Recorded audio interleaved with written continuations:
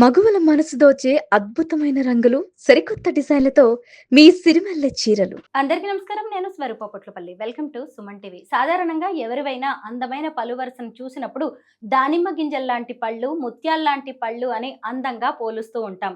కానీ దీనికి భిన్నంగా చాలా మంది పిల్లల్లో చిన్నప్పుడే సందుపళ్ళు, ఎత్తుపళ్ళు, జిగ్జాగ్ టీత్ రావడం అనేది మనం చూస్తూ ఉన్నాం. దీనికి కారణం ఏంటి, ఎలాంటి ట్రీట్మెంట్స్ ఉన్నాయి అనేది చెప్పడానికి ప్రస్తుతం నాతో పాటు ఉన్నారు కాస్మెటిక్ సర్జన్ డాక్టర్ సంస్కృతి గారు. వారితో మాట్లాడదాం. నమస్తే డాక్టర్ గారు. నమస్తే అండి. ఈ మధ్య కాలంలో చాలా మంది పిల్లలకి ఎత్తుపళ్ళు, సందుపళ్ళు వస్తున్నాయి. కొంతమందిలో అయితే జిగ్జాగ్ టీత్ కూడా చూస్తున్నాం. ఎందుకు ఇలా జరుగుతుంటుంది?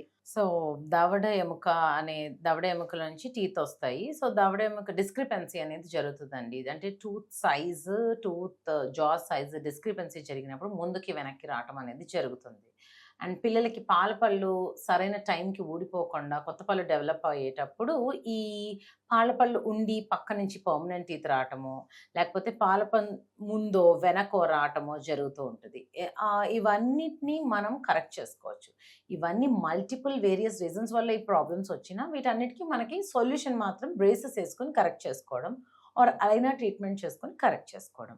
ఇలా ముందుకి వెనకకి వచ్చినప్పుడు సరైన టైంకి ఊడిపోకుండా అటు ఇటు వస్తుంటాయి. అలాంటప్పుడు మనం కంగారు పడకుండా అయ్యో మా పిల్లోడికి ఇలా వచ్చిందే అని అనుకోకుండా మీరు వెంటనే మీ డెంటిస్ట్ దగ్గరికి వెళ్ళి చూపించుకొని ఆ మిల్క్ టీత్ ఇంకా రీటైన్ అయ్యి ఉంటాయి కొన్ని దగ్గరలో, అవి ఎక్స్ట్రాక్ట్ చేసుకోవాలి. ఈ పర్మనెంట్ టీత్ అలైన్మెంట్ చూసి మొత్తం అన్ని పళ్ళు డెవలప్ అయ్యే వరకు వెయిట్ చేసి, కొన్నిసార్లు సందులు ఉంటాయండి రెండు మెయిన్ పళ్ళ మధ్యలో, అది కెనైన్స్ డెవలప్ అయ్యేసరికి అది కరెక్ట్ అయిపోతుంది ఆటోమేటిక్గా. ఓకే, అలా అన్ని పళ్ళు డెవలప్ అయ్యాక మీరు డెంటిస్ట్ దగ్గరికి వెళ్ళి ఇప్పుడు ఏం చేయాలి అని అనుకుంటే మోస్ట్లీ బ్రేసెస్ ట్రీట్మెంట్ తోటో లేకపోతే టీన్ అలైనర్ ట్రీట్మెంట్ అని వచ్చింది. అలైనర్ ట్రీట్మెంట్ ఫర్ టీన్స్ అనమాట. ఈ పర్టికులర్ ట్రీట్మెంట్ ద్వారాను మీ పళ్ళని అలైన్ చేసుకోవచ్చు. టీత్ సరిగ్గా లేకపోతే చాలా మంది పిల్లలు మాట్లాడడానికి కూడా ఇష్టపడరు, నవ్వడానికి భయపడతారు. వాళ్ళలో ఇన్ఫీరియారిటీ కాంప్లెక్స్ అనేది కూడా డెవలప్ అవుతూ ఉంటుంది. అలాంటప్పుడు పేరెంట్స్ ఏం చేయాలి? డెఫినెట్లీ ఇన్ఫీరియారిటీ కాంప్లెక్స్ అనేది ఇవాళ రేపు ఉన్న సొసైటీలో మనం బాగా చూస్తున్నాము. పిల్లలు కూడా వెరీ కాన్షియస్గా ఉంటున్నారు. అంటే వాళ్ళ స్మైల్ ఆబ్వియస్లీ డెవలపింగ్ స్టేజ్లో అంత పర్ఫెక్ట్గా ఉండదండి. మన parents we have to counsel them. అంటే this is a developing stage, this is not how you look for ever.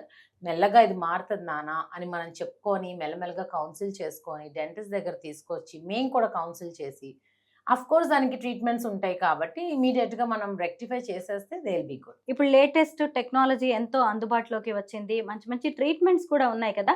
A age నుంచి మొదలు పెట్టవచ్చు? సో పిల్లల్ని మిల్క్ టీత్ ఉన్నప్పటి నుంచి కూడా ఫ్రీక్వెంట్గా మీ డెంటిస్ట్ దగ్గరికి తీసుకెళ్తా ఉండాలండి. మిల్క్ టీత్లో కూడా క్యావిటీస్ అనే ప్రాబ్లమ్ వస్తాయి. ఓకే, ఆ క్యావిటీస్ని డీకే రిమూవ్ చేసుకొని ఫిల్ చేసుకుంటా ఉంటాము.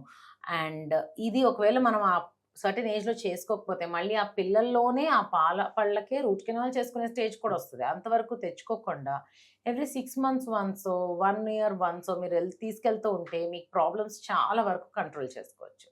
సెకండ్ థింగ్ వచ్చేసి పళ్ళు అన్నీ డెవలప్ అయ్యాక లేకపోతే డెవలప్ అయ్యేటప్పుడు కూడా జాకు ఏదన్నా అప్పర్ జా, లోవర్ జా అండర్ డెవలప్డ్ ఉన్నా దాన్ని మనం రెక్టిఫై చేసుకోవడానికి మయో ఫంక్షనల్ అప్లయన్సెస్ అని ఉంటాయి.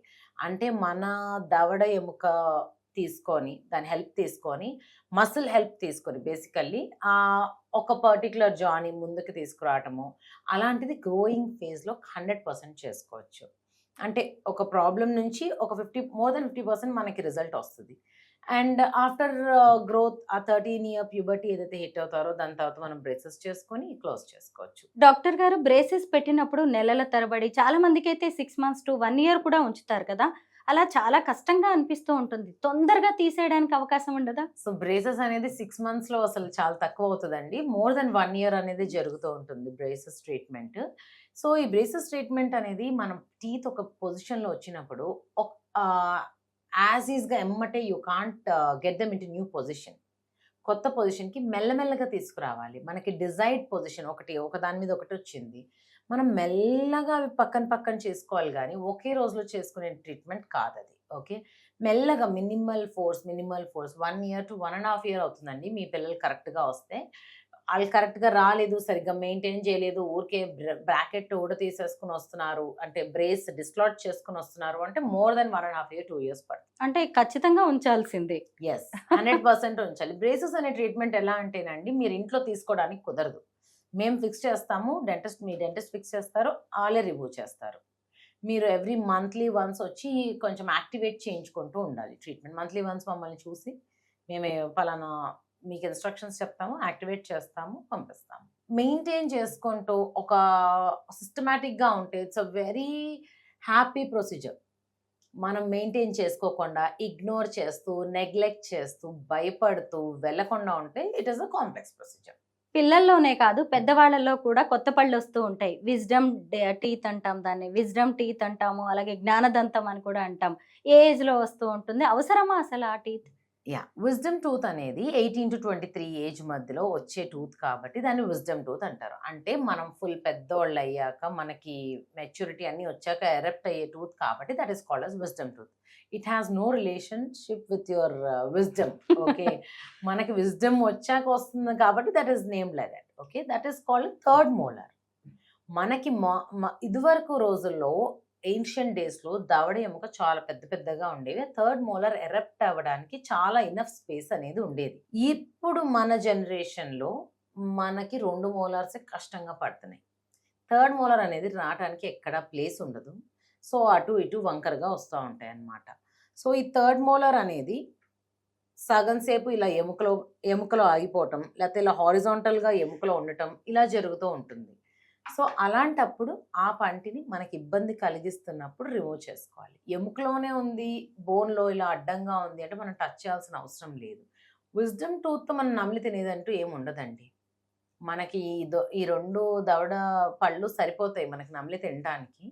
మనకి జా కూడా సహకరించదు ఆ విజ్డమ్ టూత్ ఎరప్ట్ అవటానికి. అన్లెస్ అండ్ అంటిల్ మనకి పెద్ద జాస్ ఉండి టూత్ కంప్లీట్గా ఎరప్ట్ అవుతుంది 100% యూస్ చేసుకోవచ్చు మీ విజ్డమ్ టీత్ని. బాగుంది డాక్టర్ గారు.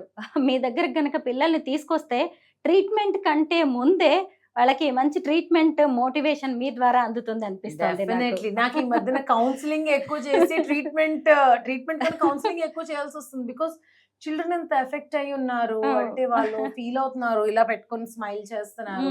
మనం ఎలా we have to accept our selfs as is.